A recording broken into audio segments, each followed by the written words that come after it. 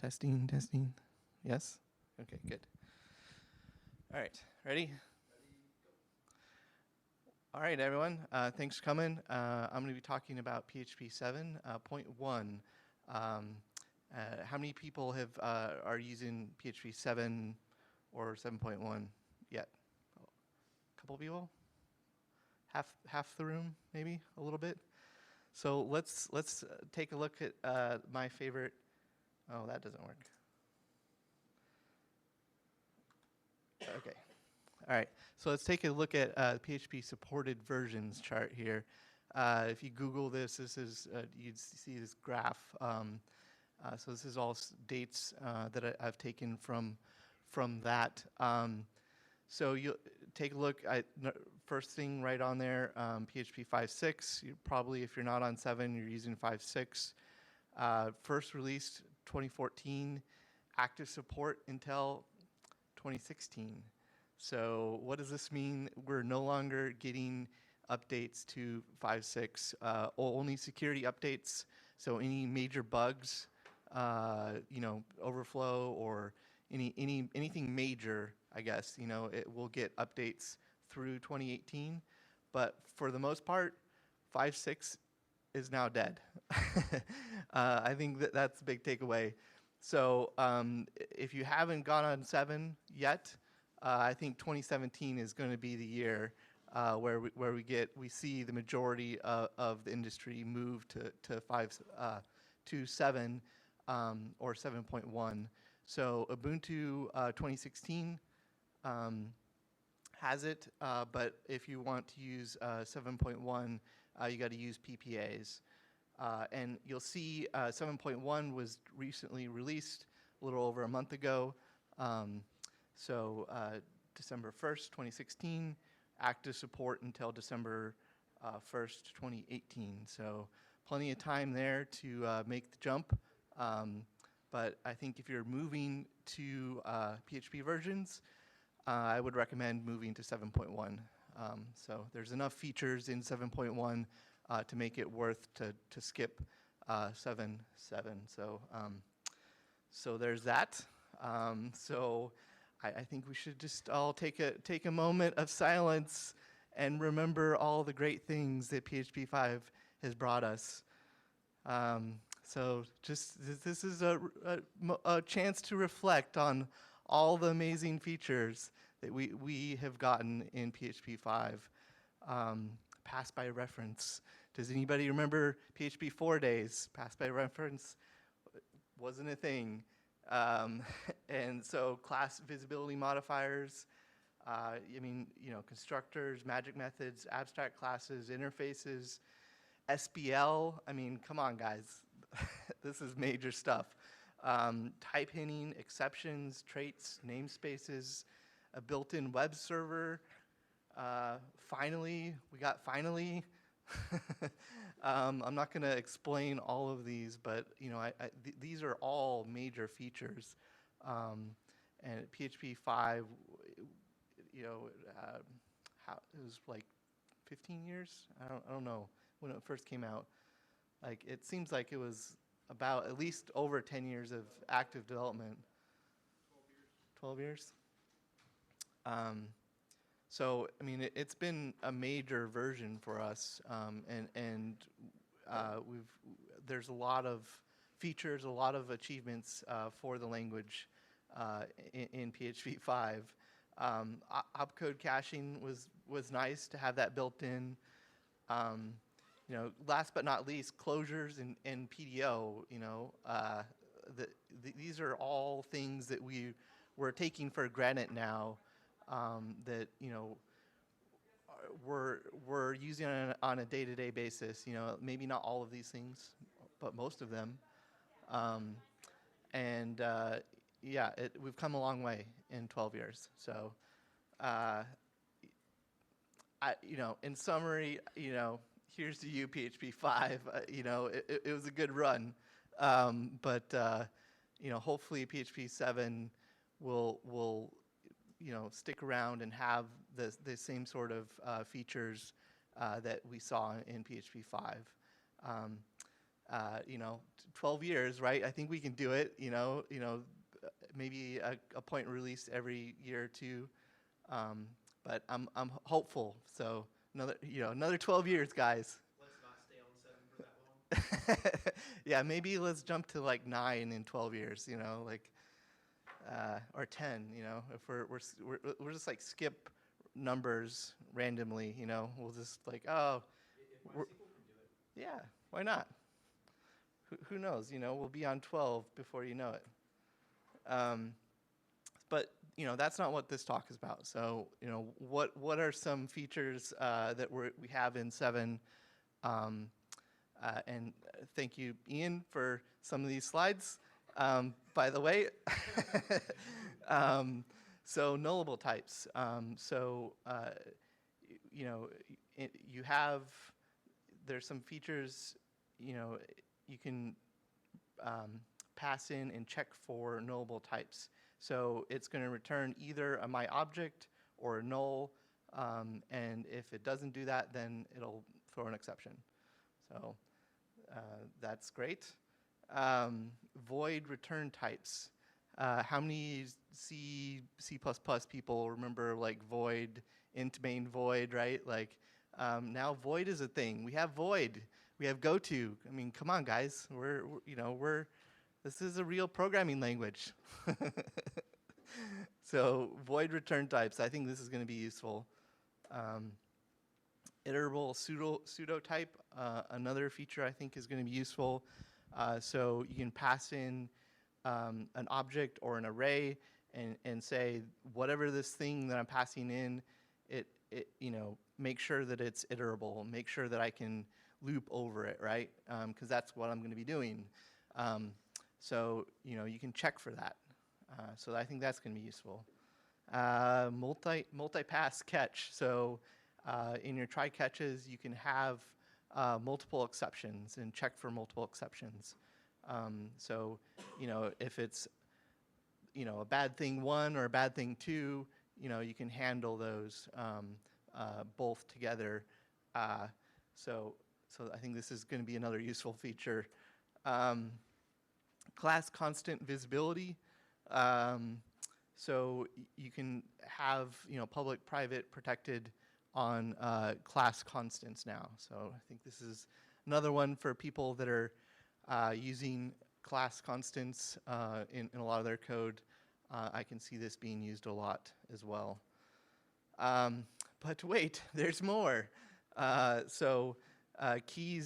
Keys in the list command. These are the ones that I sort of identified as, pretty nice to have, but probably not as big as the other features. But I could be wrong. I mean, certainly some things in here are important, and async signal handling in particular is quite interesting, right, Ian? We'll talk about that shortly. Okay. So negative string offsets. You can do closures from callable, HTTP2 server push using curl, authenticated something or other in OpenSSL. I can't remember what AEAD stands for, but it's some sort of authentication stuff that's nice to have in OpenSSL. So, all right. What about the backwards breaking stuff?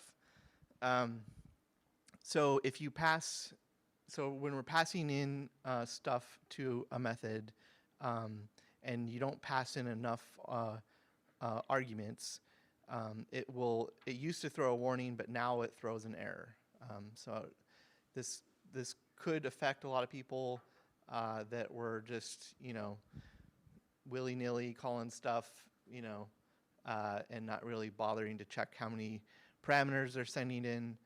This could be a problem for some people. Void and iterable are now reserved words.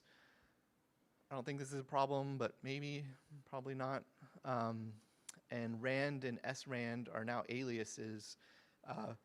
So they've completely changed how they work. I mean, if you're able to, I don't really see this being a problem, but it's just like how it randomizes stuff. If you were Yeah. This is going to give you a different deterministic sequence of numbers because they're alias to the number scene twister or MT underscore whatever. That's right. What Ian said. So it could be a problem, but probably not. It's a throw of the dice, probably. One thing that I think may have some impact is the datetime constructor now uses microseconds. So if you have two date times that are generated like very quickly, like one after another, and you're comparing them, they're not going to be the same. So for date time comparisons,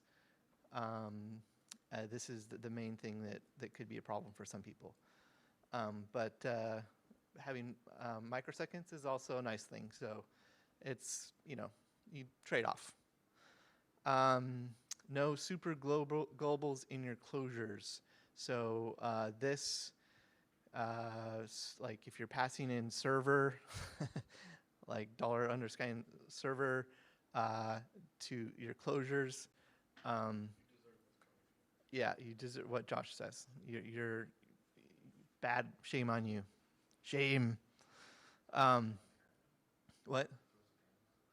Yeah, it'll throw an exception, I believe. I think that sort of thing has been kind of shadowing superglobals within your function parameter calls. I'm kind of surprised that that's been allowed at all in the closure side of things, because that was, I think, outlawed in normal functions as of 5.4. Yeah.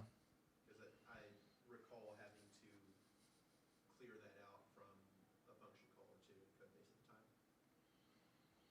So this might be something that we just need to go back and clean up. There's certainly better ways to do it. So this is 7.1. I think this might be one of those things that you try it out and see if it breaks, and then go back and refactor maybe a little bit. So in summary, look at all those amazing features. There's a link. Definitely go read more about it. I went through and looked at when I was compiling all the 5.1, 5.2, 5.3 features. I was like, oh, I can go back and look at all when everything was released. So there's one link there for you to check out. So how do you get it? 1604, 3 easy commands to run. This is super succinct, no problems. And obviously your sudo apt install may vary depending on what you have installed, your packages, but this is a typical one that will probably work for you.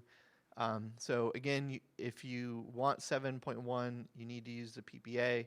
After you add it, you just run an update, and then you're up and running. So, and as a reminder, never go full DevOps. So that was my quick little 7.1 talk. Ian's going to talk some more about async. Do you have is that the video still online that you did for Nomad? Or was it a lightning talk or something? So if you're talking about my 7.1 presentation for Nomad, yeah, that was a lightning talk. It Okay. is a long lightning talk, but that does include some code samples and that sort of thing, which are also on GitHub. Great. Yeah. So I think if you want, so we were just talking about you can Google Nomad PHP. Ian goes into some more in depth, and he has examples on his GitHub, and I'm sure you'll have a link to your GitHub.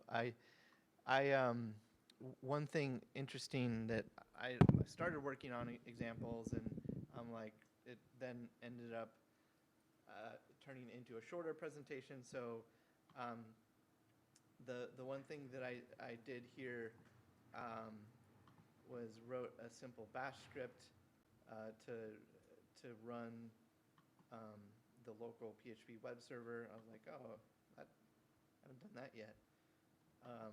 And then like wrote the worst front controller ever to look at all the files in the directory and only include the PHP files and then have links to them. So, yeah, how it works. So you run the bash script, and then it's running on here, if that works. And then you have links to your PHP files. Well, I don't know if that's useful, but I didn't really finish my examples. So go check out Ian's examples and go check out his Nomad talk, because it's probably much better than mine.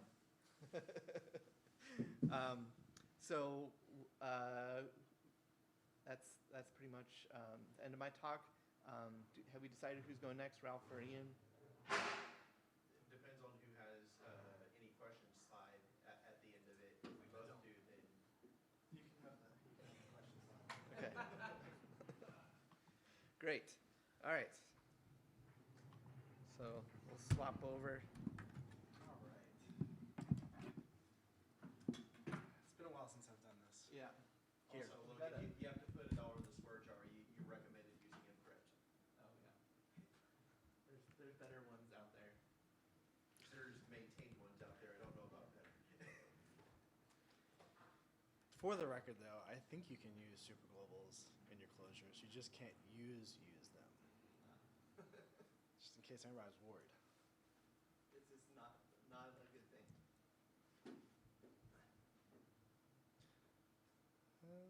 Let's see. All right. Has anybody heard of JSONAPI before? 2 people? All right. Has anybody, do I need to use this? Has anybody built an API before? Okay. How many people have built REST APIs before?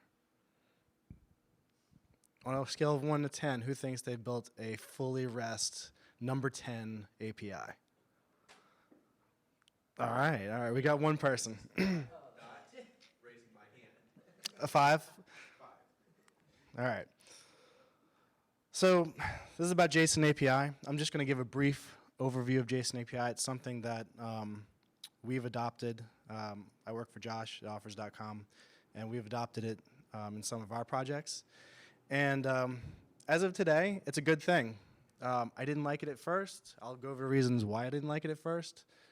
But I've warmed up to it since, and I feel like a much more productive individual with JSON API. So why is JSON API out there? It's ultimately out there because APIs are hard. I guess if you're a single developer building an API for yourself to use, API is not hard because you're the only consumer. But when you build an API and you intend other people to use it, it becomes a little bit harder. And then when you're on a team of individuals where everybody has their own opinions, the problem gets exponentially harder. So briefly, where did APIs come from? Back in the day, we used to, way before PHP 5, back in the year 2000, 1999, 1998, we used to write HTML forms. We would post those forms to a PHP script or Perl or whatever. And that script would handle those post values and do something with them. And in a sense, that was kind of like the beginnings of the API. Because at that point, people were like, well, even though there's a human interacting with this HTML, I could probably write a script that posts to the same thing. And now, instead of it being human-to-computer communication, it's computer-to-computer. So from that little seed, we wanted to have more and more semantically and standard ways for computers to talk to one another. So over the next couple of years, XML became a thing, XML RPC became a thing, for better or worse, SOAP, and all of this essentially came from forms that go post. You know, essentially some place that takes on some kind of semantic or structured information from some place. So that was like pre-2000s. Also in the year 2000, This guy, Roy Fielding, wrote a dissertation. That dissertation described something called REST. And he had these very abstract, high-level ideas of what REST was. I'm not really going to go through them. You could read his dissertation. You could read it today, 15 years later, and I still feel like most of his points in his dissertation are very abstract. So it never really took off because there are all these developers wanting to get stuff done, and you go through and you read Roy Fielding's dissertation, you're like, I have no idea how to apply this in my current day job, especially when I have all these great technologies like XML, RPC, and SOAP that do all the great things that I need to do for server-to-server communication. So fast forward, developers started thinking about the problems. They wanted to essentially improve the server-to-server communication. As they thought about these problems, they all started centering on the same solutions. We had to come up with a format for things. Back in the day, it was XML, but there was also JSON. You can still communicate and utilize plain text and parse that stuff out if you really want to. Sometimes common to limit is just as good as a serialization as anything else. When you're talking about the communication protocol, you're also talking about how things that come over the HTTP layer map to the code that's inside of your application. We have all these applications that are MVC, so we have controllers, we have models, we have a database in there, so it's the idea of mapping whatever happens at the HTTP layer down into the MVC layer or the database, so on and so forth. So people started thinking about that problem. And then if you get a little bit more abstract and using something like Doctrine, I don't know, how many people have used Doctrine? Or how many people have heard of domain-driven design? Okay, so a few people have got the concept of using domain-driven design. You've got entities, you've got value objects, and you have this rich object-oriented domain that models your business problem. And now you want to take that thing and move it to the web in an API. And you're trying to map all those concepts from one domain of your application into another. So that's another kind of problem that raised itself up. Then you've got HTTP, and you've got all these tools like Git, Post, Put, so on and so forth, and you still want to map those things into your application. And we're still doing things in MVC, so when you think of MVC, you kind of think about CRUD, create, read, update, delete, but then HTTP has all these things like Git, Post, Put, so you got to do another mapping there. So at the end of the day, there's a whole bunch of different concepts or that float around in the whole API world that they all need solutions. So around 2008, the Richardson maturity model came out. At the bottom, you have the swamp of POX, and POX stands for plain old XML, I think. Yeah. So back in the day, you had XML slinging itself around the web. That's level 1. So if you're at level 1, you're not RESTful. But if you want to improve your application, improve your API, you start adopting this concept of resources. You expose your API, and you call the things that come out of it resources. You've met level 1 of the Richardson maturity model. If you move a little bit further and you start using verbs like git, put, posts, delete, options, so on and so forth, you've reached level 2.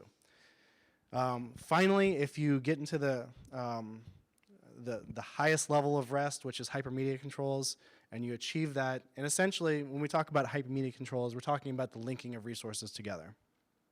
If you've done that, you've achieved the glory of REST. And again, this is back in 2008, so I don't really remember seeing REST services back in 2008. Like, this is such a new concept. It was so abstract. Even this is still abstract to the point where at the end of the day, you need to get things done. This doesn't really help you all that much.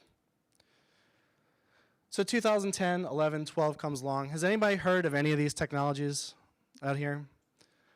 For all intents and purposes, OData is a specification for building APIs. HAL is actually just a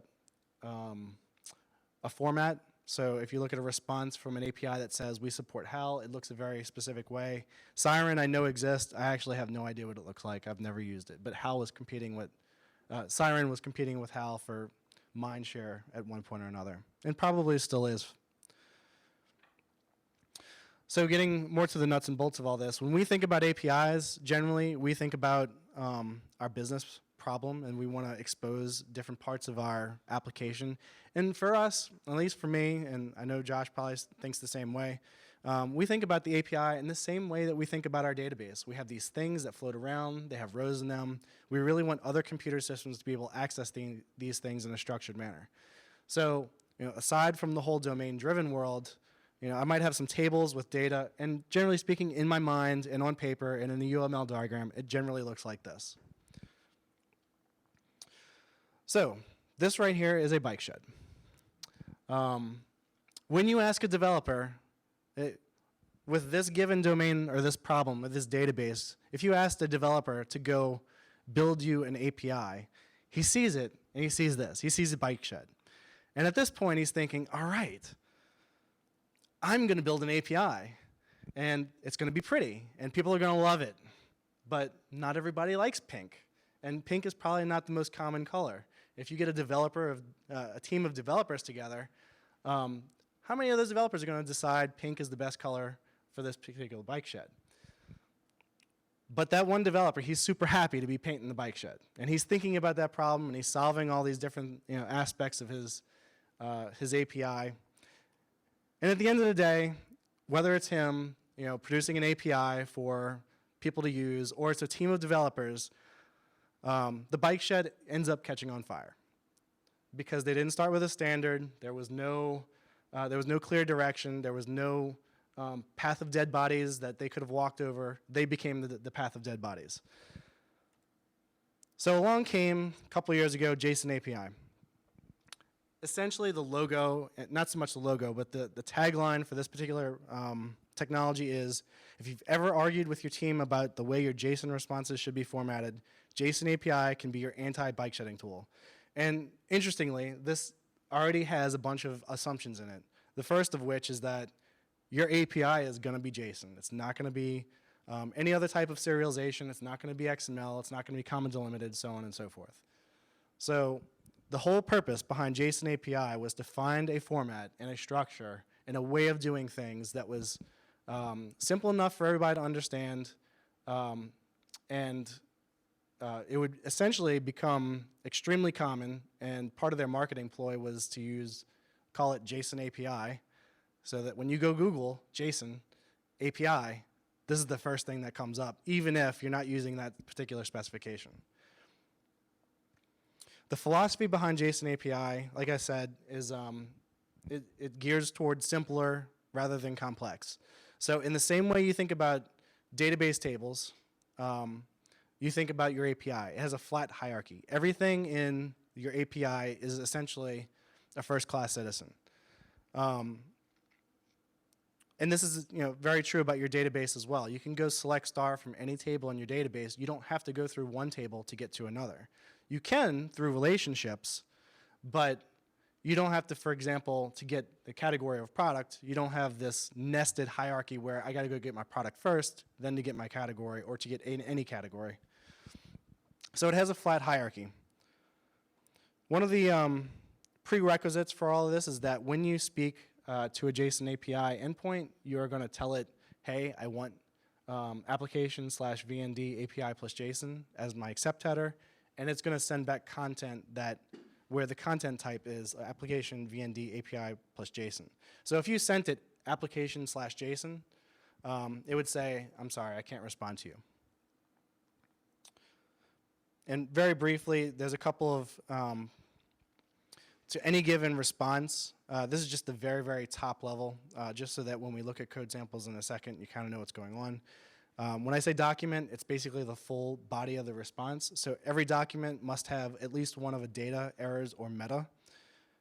And it may have some additional stuff like JSON API, links, and included.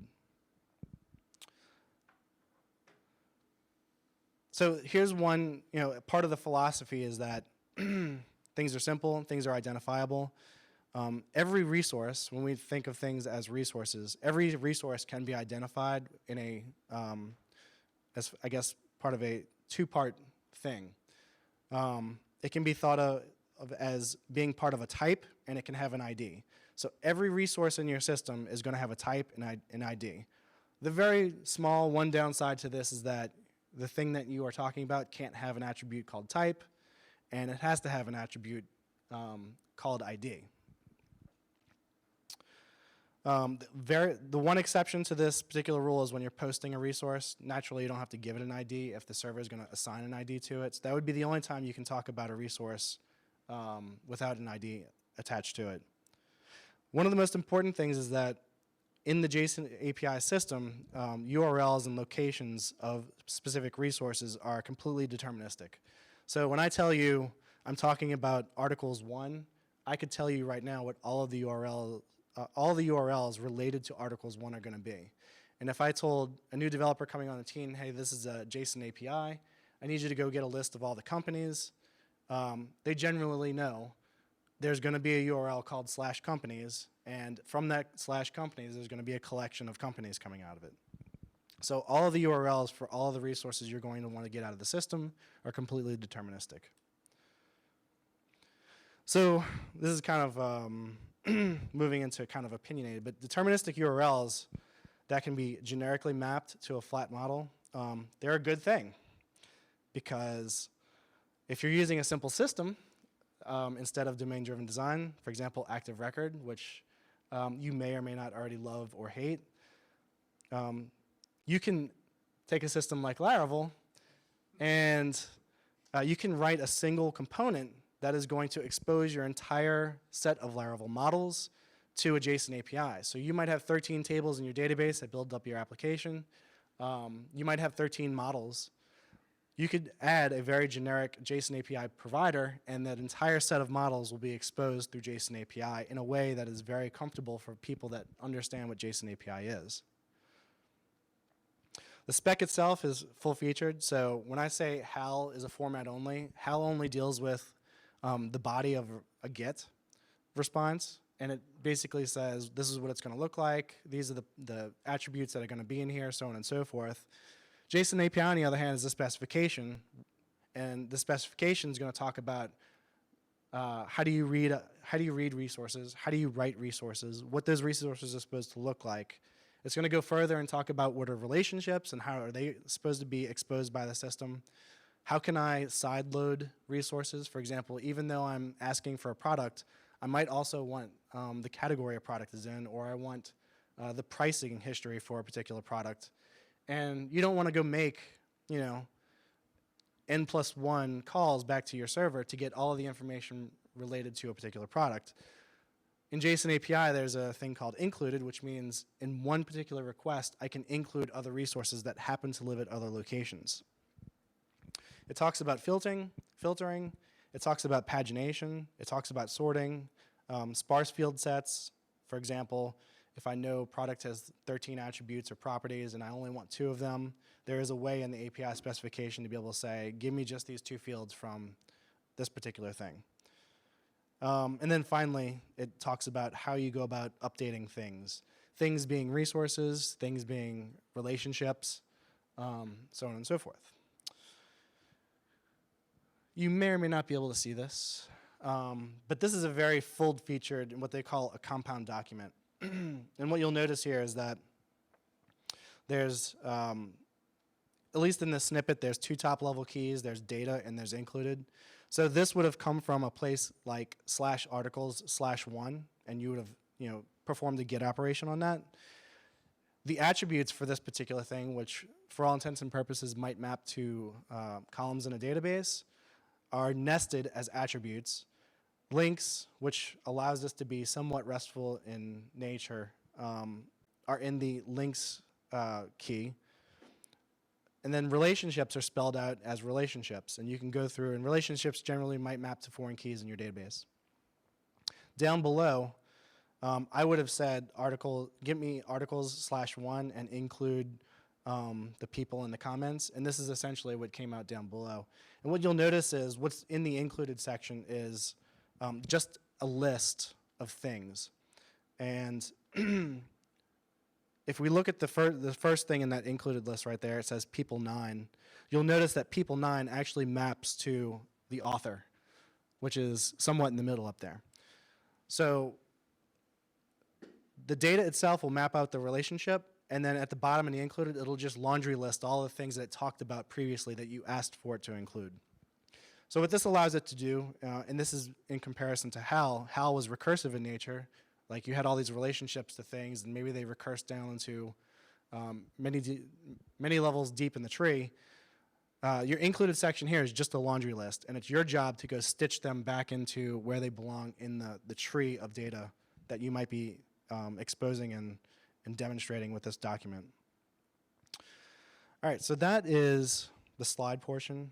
I have a working app here, and I'm just going to go through real quick. Are y'all familiar with, can y'all see this first? More or less?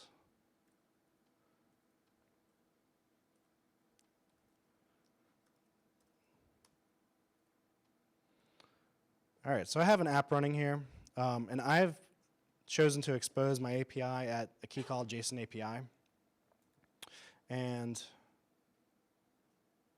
just to start modifying this, I'm using HTTP for this. Uh-oh. All right.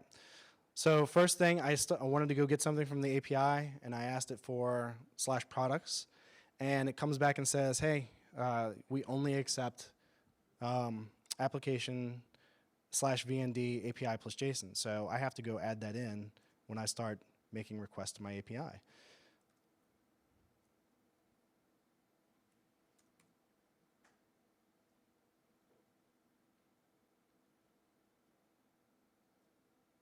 I have a feeling the network is going to kill me here. All right, there we go.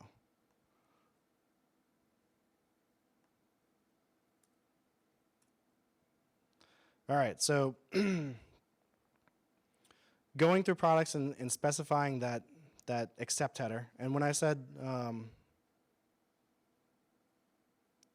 man, that kind of is a lot of stuff, isn't it?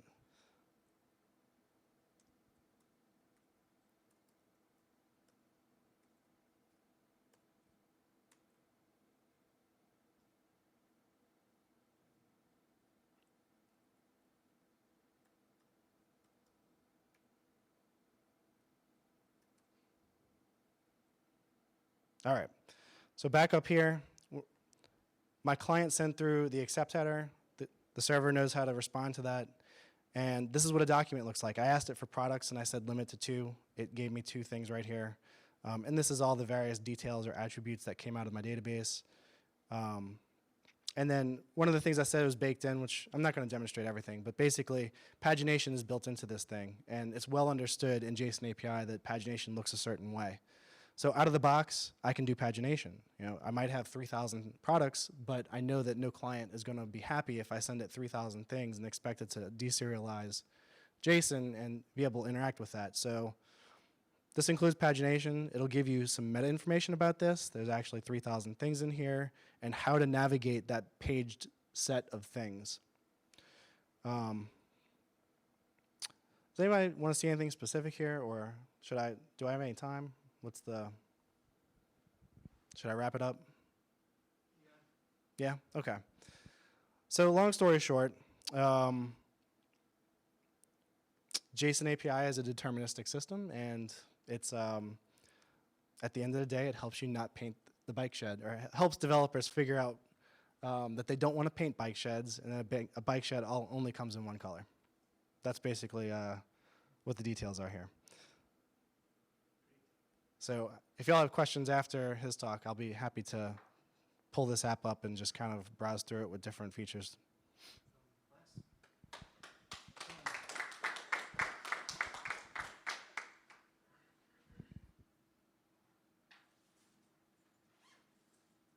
We have HDMI over there, right? Yeah.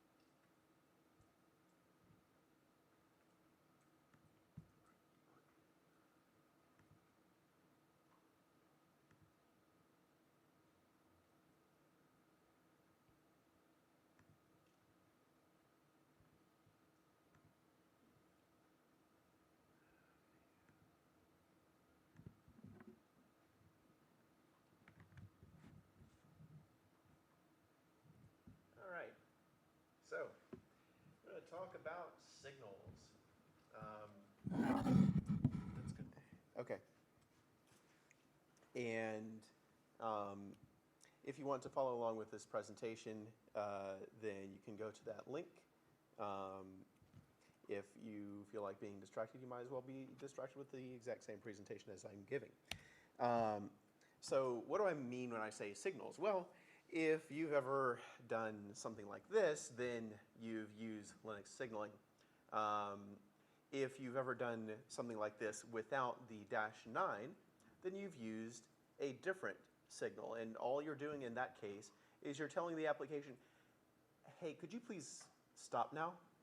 In this case, the OS is saying we're shoveling this program out of memory whether it likes it or not. But signaling is a lightweight means of communicating to a process or even within a process.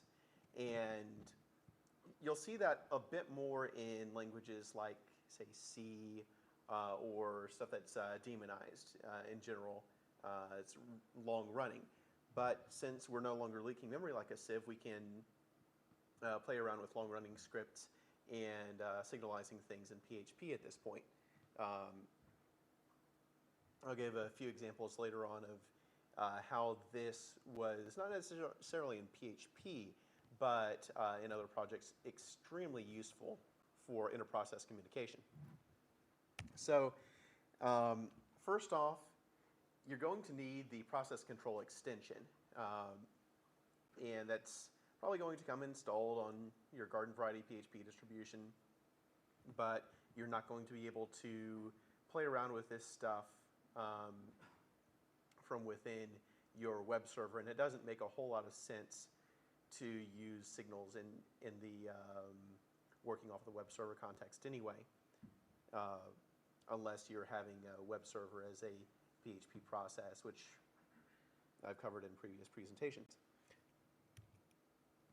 So the first thing you'll want to do here is decide what you want to do when you get a signal of some sort. And this happens via the process control _ signal function call.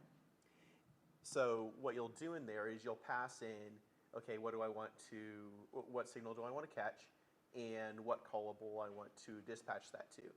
Now you can handle either a closure, or you can pass it kind of your older callable style syntax, or you can pass it, say, an instance of a class that has _invoke.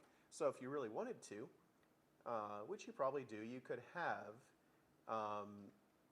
your dependency injection container or service location or whatever handle, all right, what do I want to do when this signal gets called or when it gets dispatched.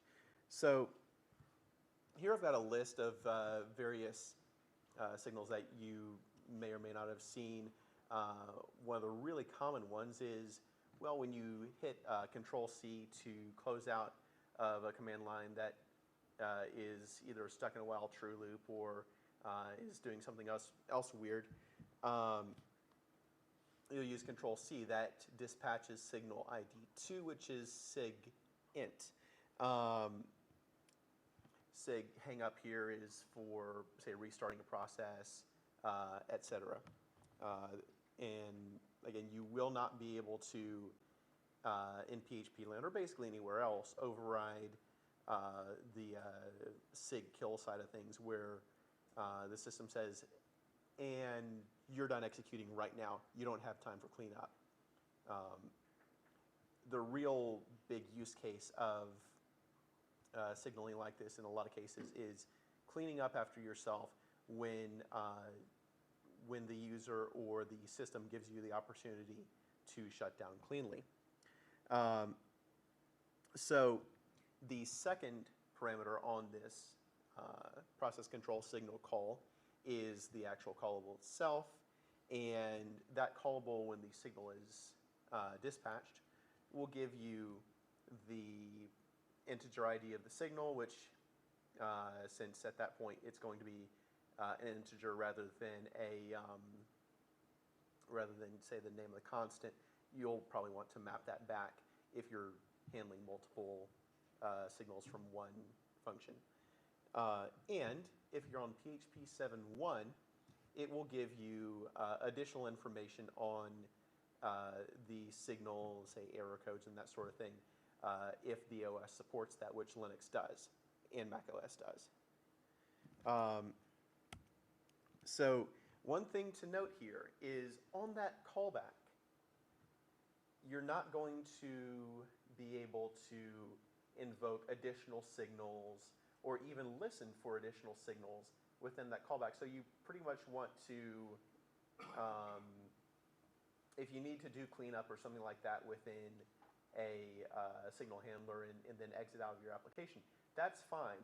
But if you want to transition your application into a totally different state, you're going to want to use some sort of global state to bounce you around. Because if you call a function call from within your signal handler, then that call and anything it calls, et cetera, down the chain will not be listening the next time a signal happens, and that includes a Control-C or a sig term. So now, one thing you have to do once you define these listeners is actually listen for them. There are a few different ways to do this, depending on which version of PHP you have. As of PHP 4.3, you can use the only declare method that anybody knew existed, declare ticks, and most people, I think, didn't know that even that existed, until PHP 7 came around, and then you had the whole strict types bit. But that declare ticks syntax is basically, hey, go ahead and run some arbitrary function on basically every time you do some tiny unit of code. So that gives you something approximating handling a signal as it happens, with the catch that certain blocking operations are still going to have to wait. Catch with that is a pretty heavy performance penalty. It's easy enough. You add the single line into your code, and you can start handling signals. But there are better ways to handle things now. And the other issue here is that you may have a signal handler firing halfway through doing something important that you really don't want to interrupt halfway through. So for PHP 5.3+, you have this signal dispatch method where basically at that point you say, I don't want to hear anything about any signal whatsoever until I call this method, and if you have any signals ready for me to process, tell me now, invoke the callbacks now, and then I'll pick up where I left off. So that's probably the way you want to do that, unless you're in PHP 7.1, in which case we have this wonderful thing called async signals, which there the syntax is pretty similar to, okay, instead of declaring ticks equals 1, you tell it async signals true, and then your signal handlers will fire in the background. Well, your signal handlers will catch that you have a signal, execute it, basically bump to the foreground at that point. There's no such thing as, oh, well, you're on the, you're still not in a multi-threaded environment when this happens, which you'll see in an example momentarily, but it's a lot lower overhead than the declare ticks equals 1 method, and you don't have to manually call, okay, go ahead and handle my signals now, whenever you think about it. So if you're kind of going through application execution and don't want 1,000 cases of, oh, I need to add a signal dispatch method here, then async signals is the way to do that, provided that you have the version of PHP that was released last month. So, Josh has a question. sure. Is this Logan Control-C blocking I/O yet? I don't think it does. I think you have to you have to manage said blocking I/O in a way where you're ceding control back to the application. So actually, before we jump to waiting on signals, I'll go ahead and say demo time here.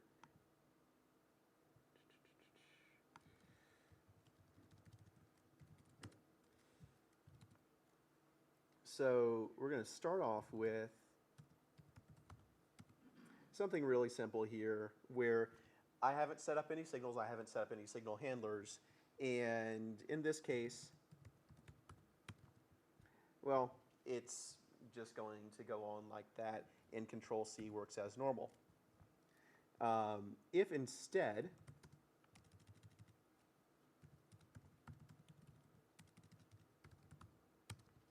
we look at this ticks-based method, you'll see there that we declare ticks equals 1. We say, okay, go ahead and bind this callback to SIGINT. You can go ahead and run this, and it will actually, when I Control-C, give me a nice message and then exit, because I told it to exit. More on that later.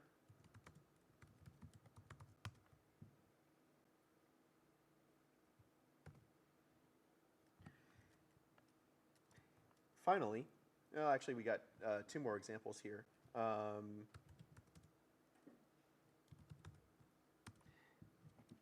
So in this case, I decided to, instead of using a closure as my signal handler, figured I would give an example of an object with an invoke method, because any callable that you can use to handle your signal. So you can have some fancy, highly set up object that does cleanup of your database connections or what have you before exiting. And in this case, the only time that these signals will be processed in this loop is right here.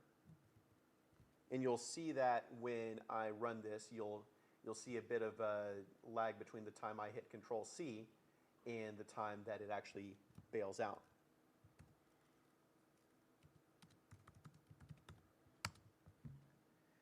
So hitting Control-C now. Okay. So not much of a delay because I was giving, I'm kind of polling every quarter or half of a second, but the only time that signals are dispatched is when we actually tell it to.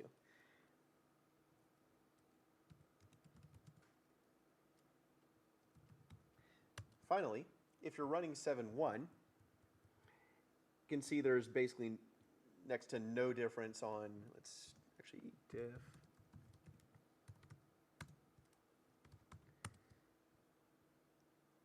So this is the only real difference in this script.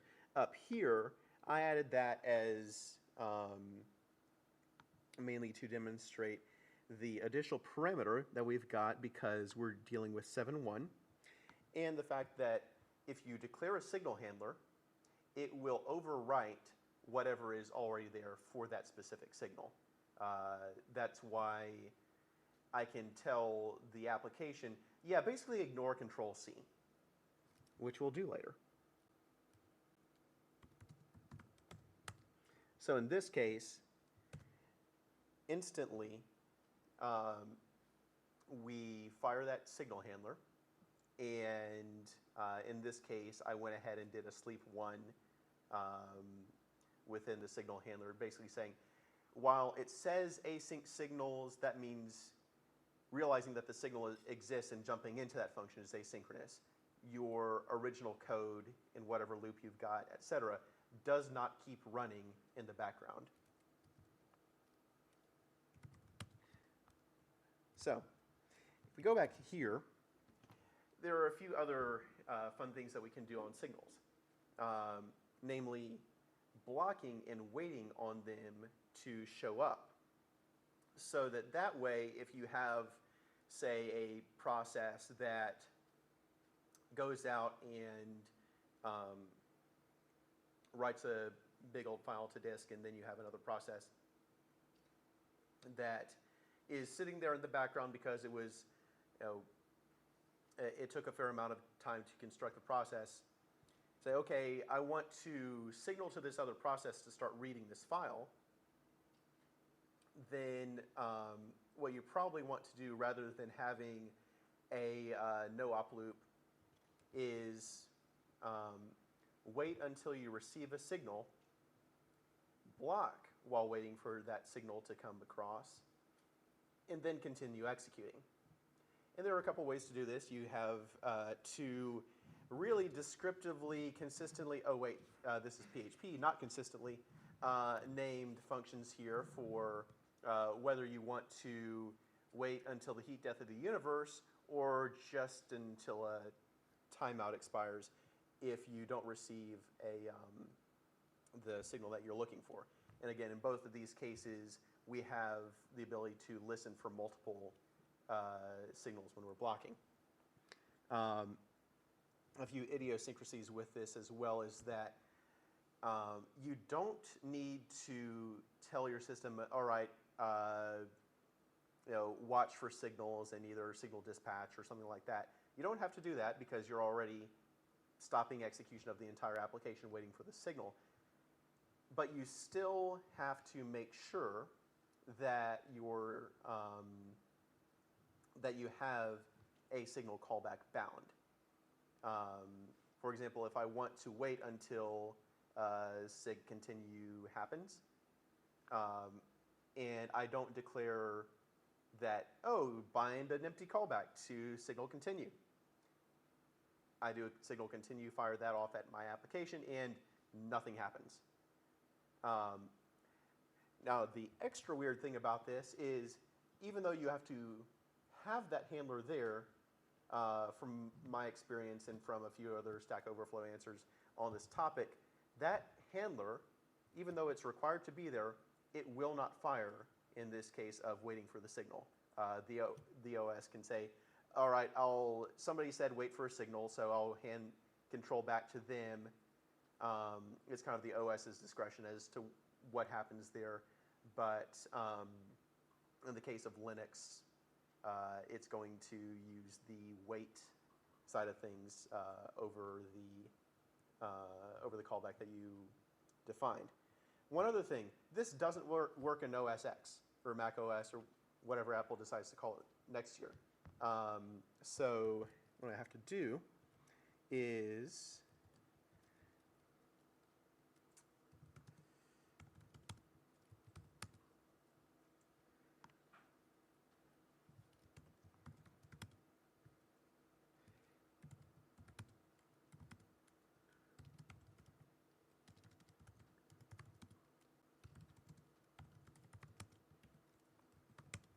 run this on the server I got here.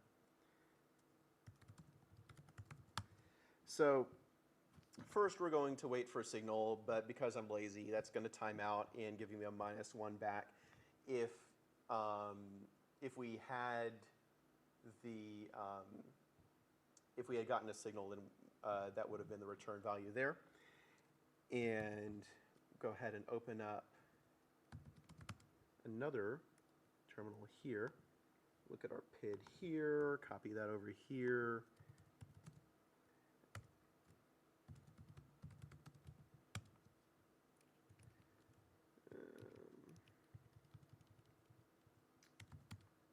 There we go.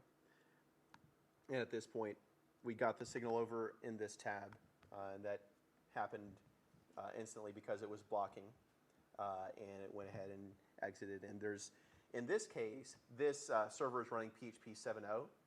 You don't need 7.1 to get this additional signal info array here.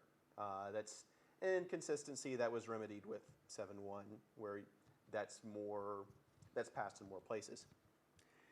So you might be wondering what happens if the OS doesn't support those wait functions. Well, the functions just flat out don't exist. in user land. So if you looked here,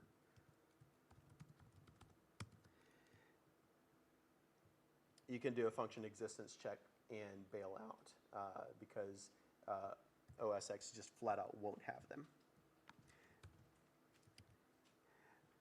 So moving on to alarms. In this case, you can tell the OS, hey, go ahead and throw me an alarm signal in X number of seconds. And then X number of seconds later, if you've bound anything to sig alarm, then you'll get that callback fired. One thing to note here is that if you have your application sleeping, then that sleep call will end prematurely when the alarm or any other signal fires, which is actually pretty useful. It means that you can use signals to kind of simulate a tight loop where you're checking on some external condition to be true.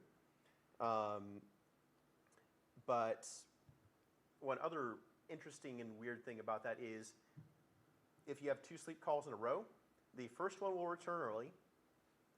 So you basically end that statement. The signal handler will execute, and then that second sleep call will just continue as if, well, you're just going to the next statement. So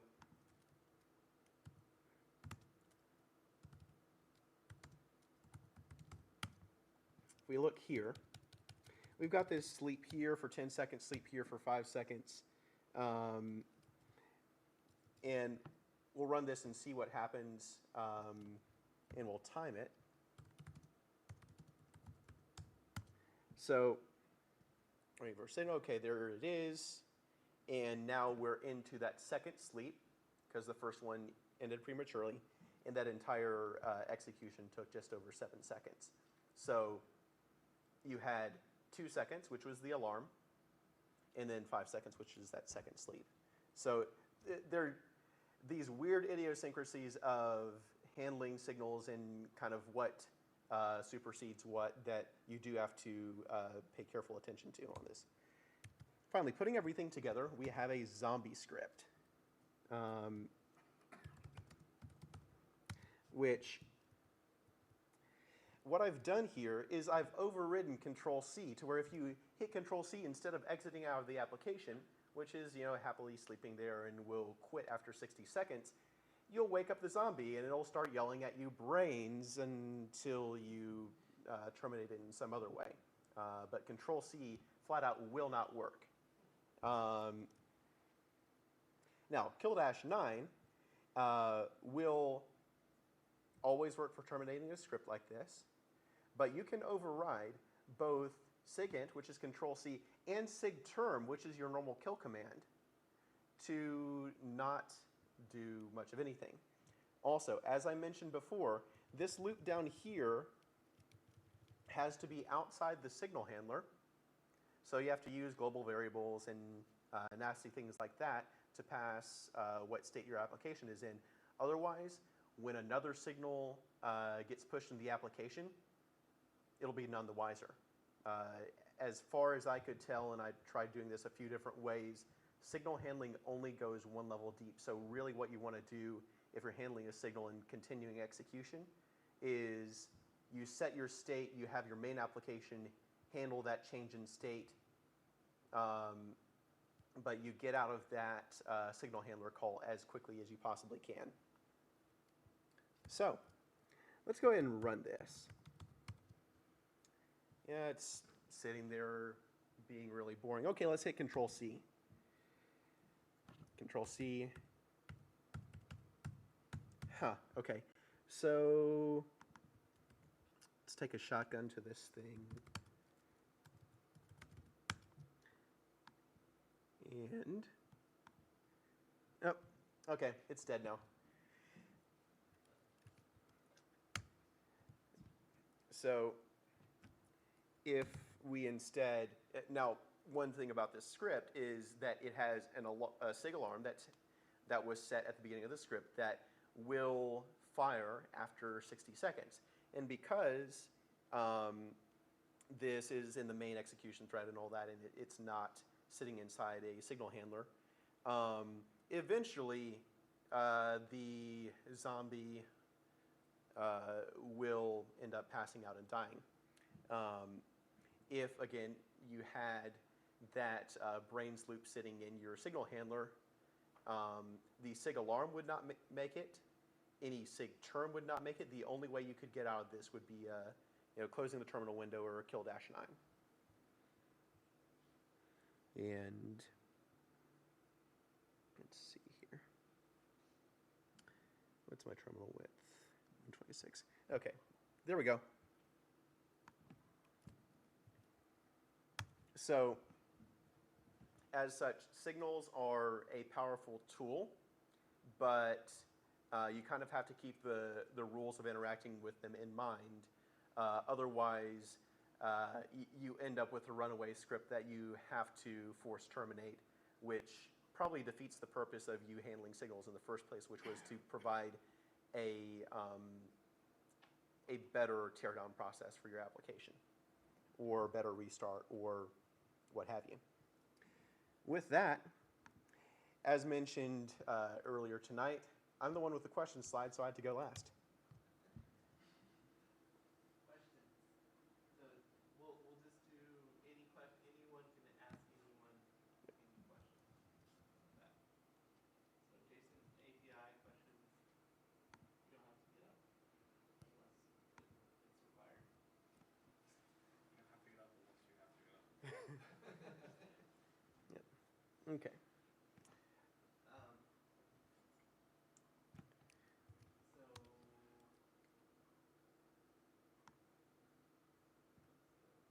So what, I had a question about signals Mhm. and OS dependency.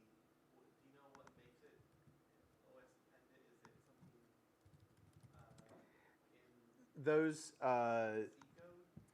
so the two the wait for blocking signal pieces that I mentioned, those system calls, they're basically like a standard library or something like that. That system calls, they flat out do not exist in Darwin. What about Windows? I'm not sure about Windows. I know that Windows signal support, I believe, is a bit more limited anyway, because signals is kind of a POSIX thing. You'll notice if you look up the process control documentation, in its example of here's how you do a signal callable, it uses POSIX _kill to simulate, well, to send a signal to itself. And from what I was reading, particularly on the Python side of things, like, yeah, Control C is basically a like break command or what have you in Windows. I believe signals are kind of a POSIX sort of deal, so support in Windows is decidedly more limited. So there wouldn't be any problem with using like a vagrant box or something like that? Yeah, no problem at all. If you want to, I SSH'd into a server because I didn't want to mess around with my local vagrant box, but yeah, as long as you have those system calls available, which any Linux distribution will have, then you'll be fine.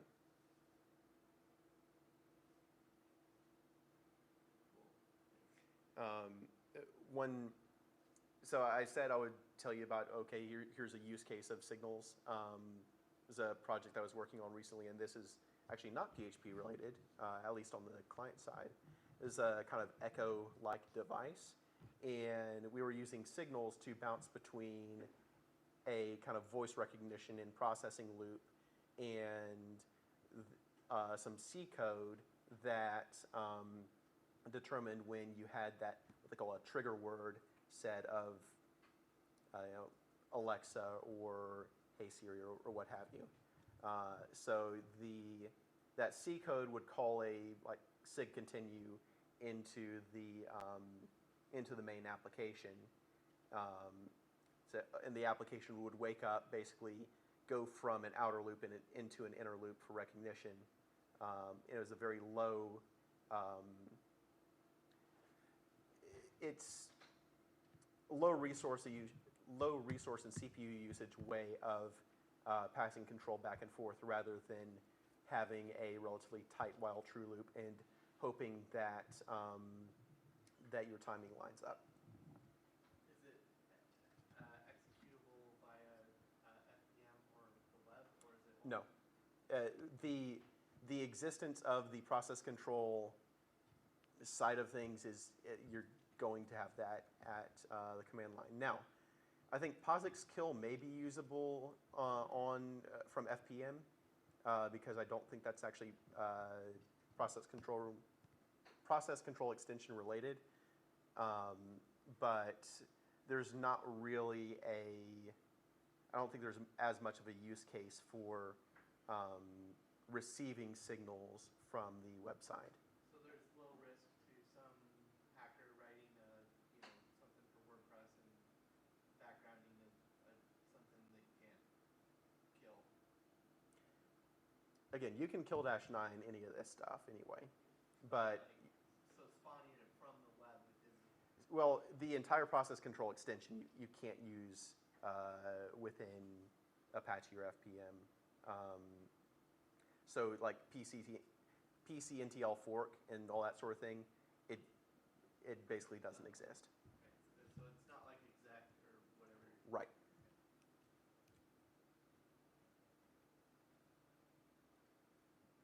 Any other questions? What about the JSON API stuff? Yeah. What server or what kind of backend stack were you using to handle all that? Like what framework? Laravel. Oh, okay. Laravel, and then there's a guy that wrote JSON API serializer called TobeScure JSON API. And he just has a series of objects that you would throw things at, and as long as they're serializable, it knows how to structure the output in a JSON API way. Oh, cool. So it does a little bit of the heavy lifting already. So then all you have to do is worry about interacting with your domain. Yeah, that makes sense. Okay. Nice.